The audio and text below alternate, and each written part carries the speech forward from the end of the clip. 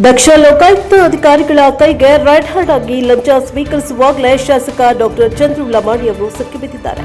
ಕಾಂಗ್ರೆಸ್ ಸರ್ಕಾರದ ಯಾವುದೇ ಷಡ್ಯಂತ್ರ ಇಲ್ಲ. ಒಬ್ಬ ವಿರೋಧ ಪಕ್ಷದ ಶಾಸಕರು ತಪ್ಪು ಮಾಡಿದಾಗ ಆಡಳಿತಾರೂಢ ಕಾಂಗ್ರೆಸ್ ಪಕ್ಷದ ಮೇಲೆ ಆಪಾದನೆ ಮಾಡುವುದು ಸಹಜ. ಕಾನೂನು ತನಿಖೆಯಿಂದಲೇ ಅಪರಾಧ ಸುಳ್ಳು ಎಂದು ಹೊರಬರಲಿ.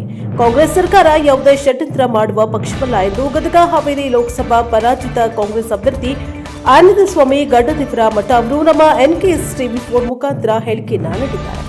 Bureau report Veeranna Hadpat, NKS ಟಿವಿ4 ಲಕ್ಷ್ಮೇಶ್ವರ.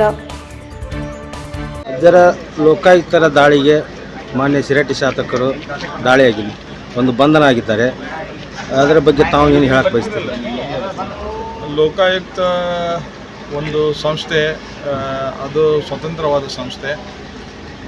ಒಂದು ಹೇಳಕ್ಕೆ ಇಚ್ಛೆಪಡ್ತೀನಿ, ಇವತ್ತು ಅನೇಕ ಅಧಿಕಾರಿಗಳು ರಾಜಕೀಯದ ಕೈಗೊಂಬೆ ಅದು ಇದು ಅಂತ ಹೇಳ್ತಾರೆ. ಆದರೆ ದಕ್ಷ ಅಧಿಕಾರಿಗಳು ಈ ರಾಜ್ಯದೊಳಗೆ ಅವ್ರದ್ದೇ ಆದ ಒಂದು ವಿವೇಚನೆ ಪ್ರಕಾರ ಕೆಲಸ ಮಾಡ್ತಾರೆ ಅನ್ನೋದಕ್ಕೆ ನಿದರ್ಶನ. ಯಾರದೇ ಮೇಲೆ ಅಪರಾಧ ಬರೋದು ಸಹಜ. ಅಪರಾಧ ಬಂದಾಗೂ ಸಹಿತ ಅದನ್ನು ನಿರ್ಭೀತಿಯಿಂದ ತನಿಖೆ ಮಾಡಿ ಅದರ ಬಗ್ಗೆ ವರದಿ ಸಲ್ಲಿಸುವಂಥ ಕೆಲಸ ಲೋಕಾಯುಕ್ತ ಮಾಡ್ತಿರೋದಕ್ಕೆ ಹೆಮ್ಮೆ ಅನ್ನಿಸ್ತದೆ. ಅದಕ್ಕಿಂತ ಹೆಚ್ಚಿಗೆ ಏನು ಹೇಳೋಕ್ಕಾಗಂಗಿಲ್ಲ. ಅಲ್ಲ, ಕಾಂಗ್ರೆಸ್ನವರು ಷಡ್ಯಂತರ ಒಂದು BJP ಶಾಸಕರು ನಮ್ಮ ರಾಜ್ಯದಾಗ ಅದಾರ, ಅವ್ರು ಷಡ್ಯಂತರ ಮಾಡಿ ನಮ್ಮನ್ನು ಹಿಡಿಸ್ಯಾರ ಅಂತ ಹೇಳ್ತಾರಲ್ಲ, ಅದು ಸಹಜ. ಯಾಕಂದರೆ ಈಗ ಹೇಳೋಕೆ ಏನೈತಿ, ಅದನ್ನು ಬಿಟ್ಟರೆ ಬೇರೆ ಒಂದು ಏನೂ ಇರೋಂಗಿಲ್ಲ. ಯಾಕಂದರೆ ಆಡಳಿತ ಪಕ್ಷ ಕಾಂಗ್ರೆಸ್ ಇರೋದ್ರಿಂದ ಅದನ್ನು ಬೇರೆ ರೀತಿ ಏನು ಹೇಳೋಕ್ಕೆ ವಿರೋಧ ಪಕ್ಷದವರಿಗೆ ಇರಂಗೇ ಇಲ್ಲ. ಅದ್ರ ಸಲುವಾಗಿ ಬಹುಶಃ ಹೇಳ್ತಿರ್ತಾರೆ.